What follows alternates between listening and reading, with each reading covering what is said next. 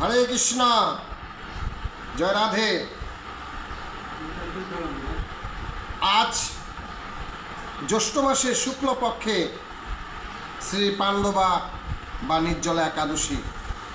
এই একাদশী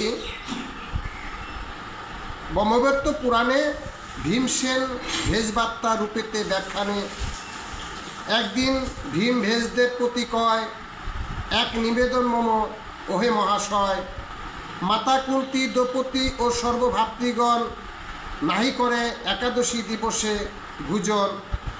একাদশী দিনে যে বা উপবাসী রয়, সর্বপাপ ক্ষয়ে অনন্তের স্বর্গলাভ হয়। ইহা আমি অবশ্যই আছি অবগত, কিন্তু উপবাস আমি নাহি হই সমর্থ। যথাশক্তি পারি আমি ঐকান্তিক চিত্তে, নাহি পারি থাকিবারে ভোজন রহিতে। তো উপবাস তো দূরের কথা, বারে খিদে পায়। ভীমসেন বললেন ভেজদেবকে।